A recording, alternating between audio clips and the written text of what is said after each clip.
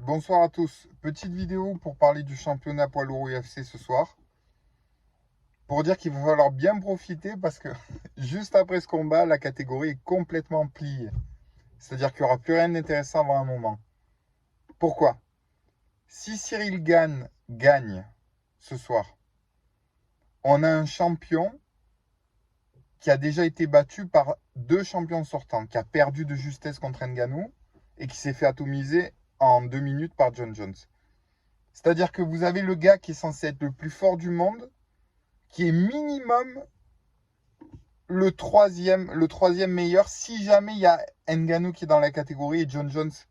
Que des trucs qui pourraient arriver, c'est pas des champions d'il y a 40 ans. Et John Jones qui prend pas sa retraite, si vous avez les deux dans la catégorie, Gann, il est minimum troisième mondial. Donc, et là, on se retrouve avec ce gars champion et tout le monde a vu ça. Ses défaites en championnat et tout. Et il pourra même pas les venger. Donc ça, c'est vraiment embarrassant d'avoir un champion qu'on a déjà vu perdre 2 fois, de se retrouver avec un champion par défaut, quoi.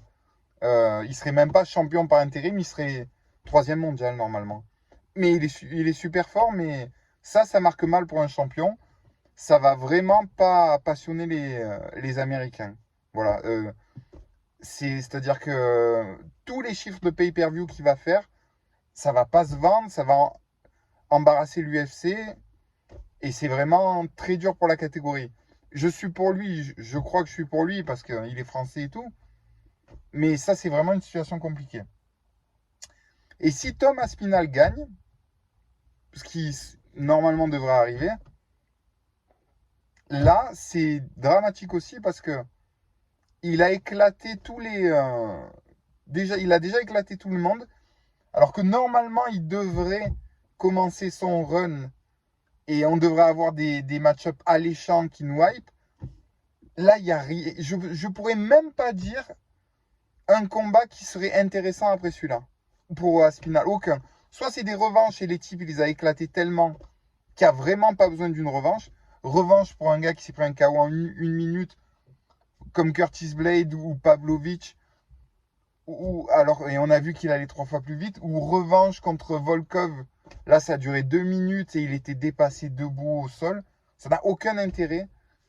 Du coup, on lui mettrait soit un petit gros du top 15, soit je sais pas, il n'y a rien qui. Il n'y a aucun. C'est rare. Il y a toujours un match-up où on aimerait voir les types. Oui, ce gars, il est top 10, mais dans quelques combats, il va pouvoir menacer. Il a un style intéressant. Là, il n'y a personne. Personne. Tous les gars intéressants, il les a déjà éclatés et il n'y a pas besoin d'autre chose. Soit c'est des, soit c'est des types qui sont vraiment trop loin de son niveau et qui ne méritent pas du tout d'être en championnat du monde. Du coup, il n'y a absolument rien. Voilà, il n'y a absolument rien. Je ne saurais même pas vous dire un combat après ça. Si jamais. Le meilleur scénario, c'est que ce soit un match serré, qui est une trilogie même. Voilà. Une trilogie, ça serait le top. Comme ça permettrait peut-être à un espoir de monter, qu'on ne connaît pas encore. Voilà, ce serait le top. Gagne avec un. Mais c'est équilibré. Il y a une revanche et on se sent obligé de faire la belle. Ça dure 3 ans et dans 3 ans, on voit ce qui peut se passer pour la catégorie. Mais là, voilà, si Gann lui roule dessus, c'est dramatique. La catégorie va mourir pendant un petit moment. Sans compter qu'en plus, Gann aurait dû perdre son dernier match contre Volkov. Donc ça aussi, ça rajoute à la controverse. Donc ça serait vraiment un gros troll qui gagne.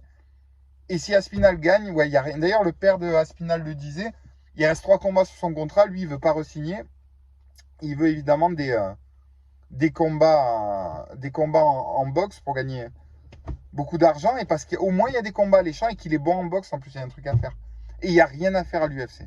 Si Ngannou ne revient pas, c'est rien. Voilà. Dites-moi si jamais vous voyez un truc, mais je connais tous les poids lourds de l'UFC. Il n'y a aucun match qui me fait vibrer, ne serait-ce qu'un peu.